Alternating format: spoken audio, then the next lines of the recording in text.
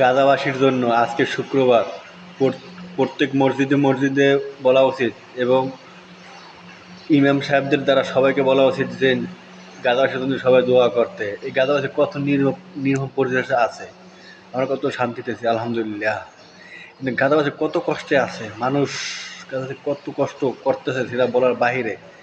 এখানে Saudi, Jordan, আরব আমিরাত, Dubai, কাতার, Indonesia, Malaysia, তুরস্ক কত রাষ্ট্রে মানে মুখস্থ এসে যায়। কিন্তু সবাই যদি মুসলিম বিশ্ব এক হয়, তাই গাদা বিশ্ব কি পারে না।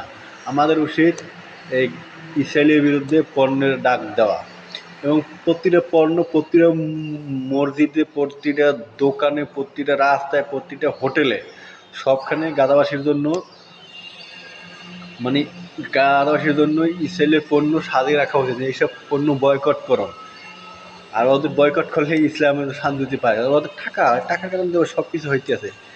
আর ভাই কি বলবো, মানুষ এই বেশিরভাগ মুসলিম কান্ট্রির এরা ভাই আমার কি বলবো, খুব খারাপ লাগতেছে ভাই, কথা বলতে পারতেছি না ভাই।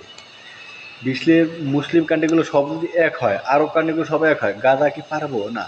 এই যে সবচেয়ে বড় কান্ট্রি হচ্ছে সৌদি, যার যে সৌদি হয়েছে যে মুসলিম কান্ট্রির ক্যাপ্টেন মানে অধিনায়ক, সেই মুসলিম কান্ট্রির সৌদির কোনো পদক্ষেপ না, শুধু মুখেই বলে, তুরস্ক মুখেই বলে ফাড়াই হেলাইব, ইয়া করবো সে করবো, কিন্তু আসলে বাস্তবে কাজ দেয় না ভাই। আসলে সত্যি কথা কি, এই একটা জিনিস দেখলাম, আরব আমিরাত নাকি তলে তলে ইসরায়েলের তেল দেয়, তুরস্ক তলে তলে নাকি ইসরায়েলের তেল দেয়, সৌদি ওদের সাথে চুক্তি করে।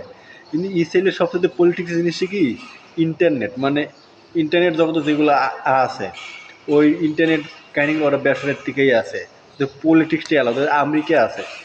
আমাদের মুসলিম কান্ট্রি যদি এক হয়, তাহলে এই আন্দোলনটা বা এগুলো হয় না, আর গাজাবাসীদের মুক্তি পায়। আর একটা খবরও দেখলাম আজকে, গাজাবাসী নাকি বাংলাদেশের শান্তিতে আছে, কারণ ওরা তো সবসময় রোজা থাকে, শান্তিতে থাকবো না, ওরা তো থাকবো, তো রোজাই থাকে, ওদের এই কখনো মৃত্যু হয়ে যাওয়া, ওদের কোনো ঠিক ঠিকানা নাই। মানুষ কতটা কষ্ট ওটা করলে এইসব হতে পারে।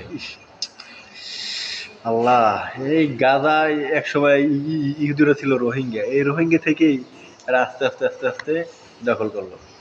এটা জানি না কবে আর মুক্তি পায়, ইনশাল্লাহ সবাই দোয়া করেন যেন গাজাবাসী মুক্তি পায় এবং বিশ্ব মুক্তি পায় এবং প্রত্যেকটা মুসলিম কান্ট্রি যেন এক হয়।